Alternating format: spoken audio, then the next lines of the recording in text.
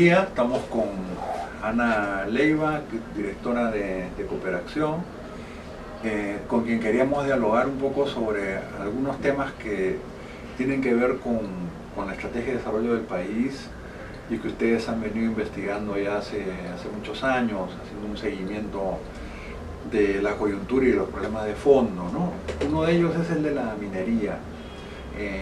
Hay anuncios de nuevas inversiones mineras, cosas que cuando se caen los precios de las materias primas se desalientan ese tipo de anuncios, pero incluso en las que ya están en ejecución y que aparentemente tenían licencia social, caso de las Bambas, ¿no? Ustedes han puesto ahí en sus estudios, se ha reavivado un conflicto.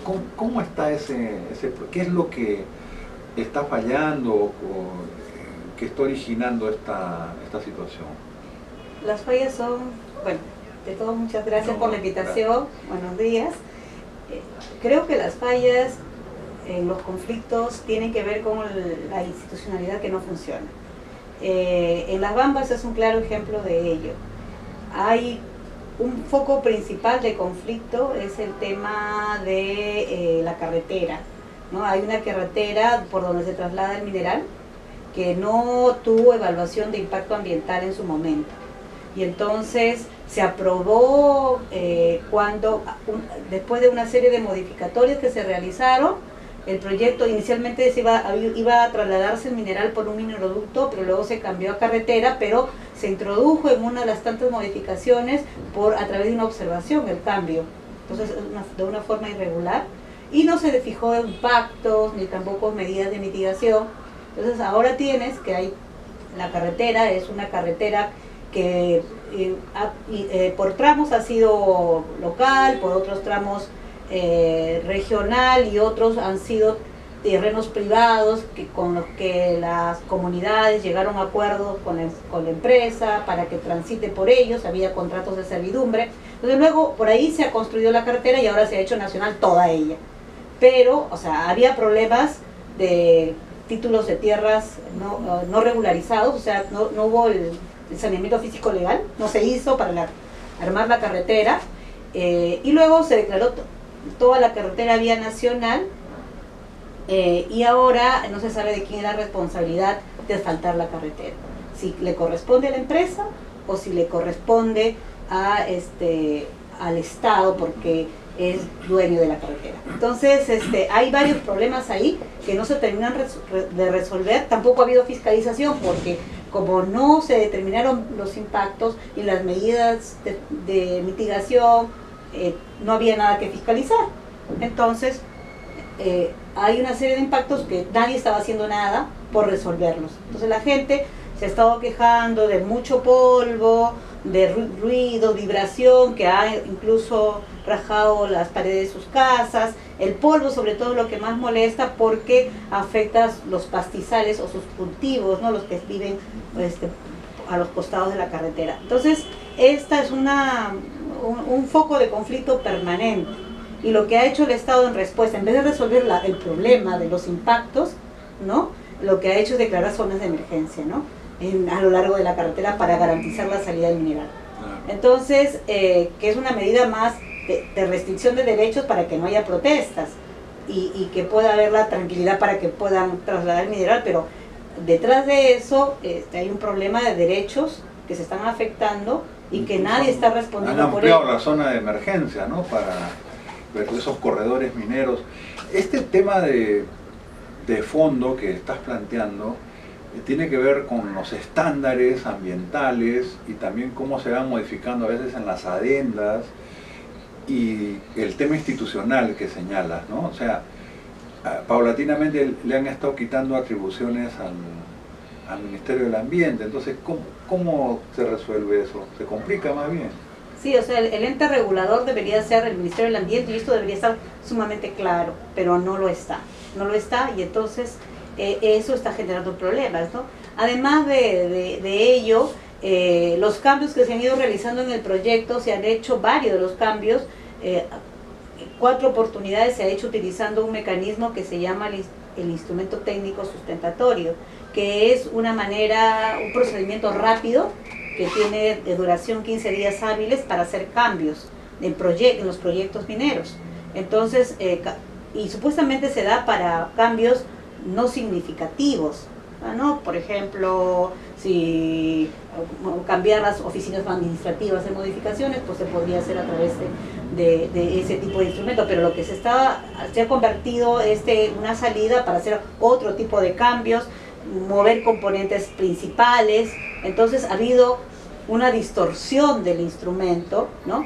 Y justamente este instrumento se reguló en la PCM, no en el Ministerio del Ambiente. Este instrumento se creó con el Decreto Supremo 054 del 2013 y lo dio la PCM sin la opinión del Ministerio del Ambiente, cuando estaba regulando, ¿no?, un instrumento de gestión ambiental. Entonces, que permitía cambios, ¿no?, importantes, entonces, que iba a permitir cambios. Entonces, ahí le quita las atribuciones reguladoras en temas ambientales, ¿no?, al Ministerio del Ambiente. Entonces, desde el primer momento hubo problemas con este instrumento, que ahora es el más usado para hacer cambio en operaciones mineras. Casi toda la carga, la buena parte de la carga que tiene SENACE es por instrumentos técnicos sustentatorios, ¿no?, de evaluación de este tipo de instrumentos. Entonces, algo que no debe ser muy usado, se está usando en demasía y para cosas importantes, para lo cual no fue creado.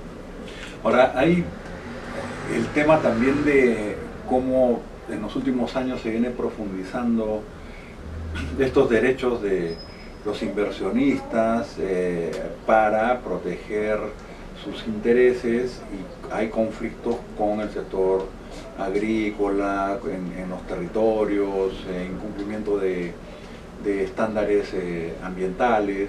No hay una ley de ordenamiento territorial que permita avanzar en este aspecto, y es un poco profundizar un modelo extractivista, digamos, que se viene dando en los últimos años, ¿no?, cuando en otros países más bien lo están revisando, están tratando de poner contrapesos o diversificar la economía de otra manera, ¿no? Sí, bueno, lamentablemente el ordenamiento territorial no ha sido muy usado en el Perú, pese a que es un instrumento de planificación para el desarrollo. No es que es para prohibir la minería, es para el desarrollo, para definir los usos del territorio, ¿no?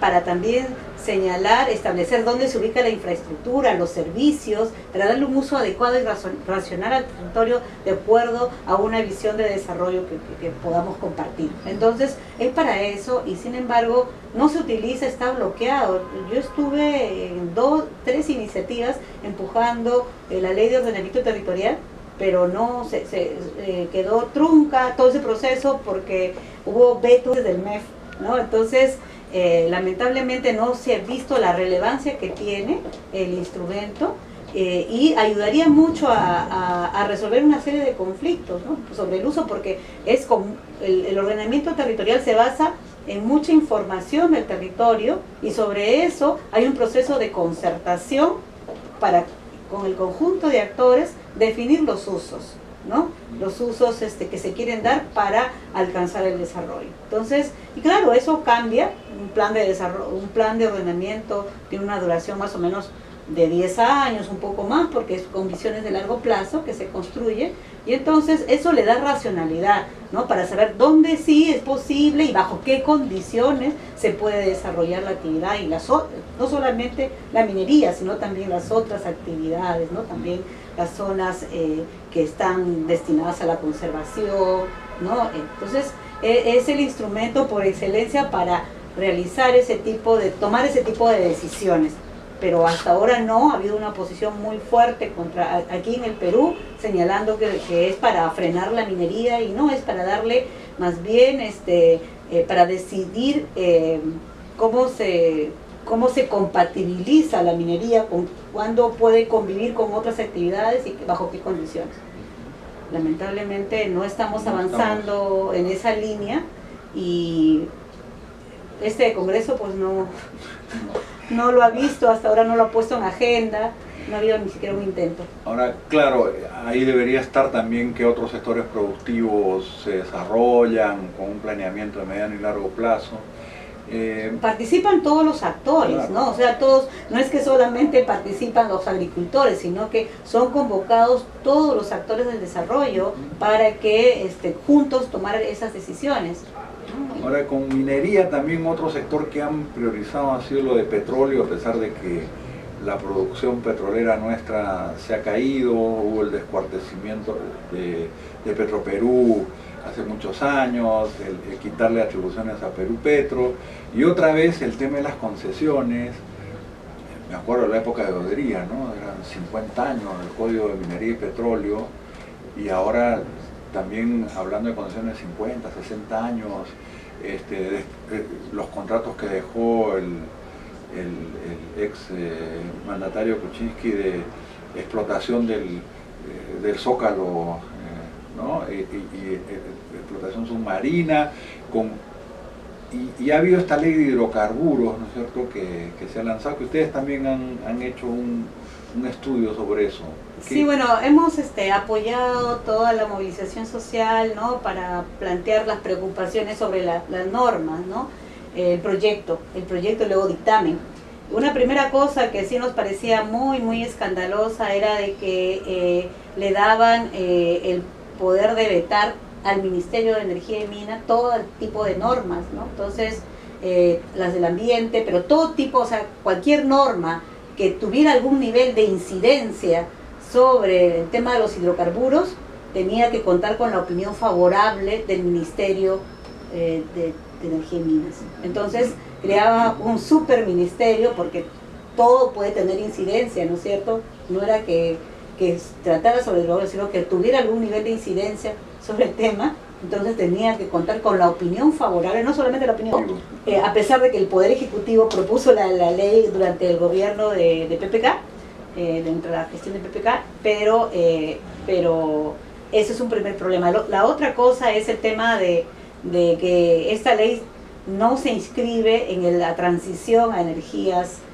renovables como debería ser, ¿no es cierto? Ya tenemos que ir disminuyendo emisiones, ¿no? Una serie de compromisos que debemos cumplir y no estamos en esa línea, ¿no? Esta ley promueve los hidrocarburos, entonces eso hace que sea una ley de otro tiempo, del pasado, ¿no? Entonces no está en la nueva línea y era otra cosa que se advirtió.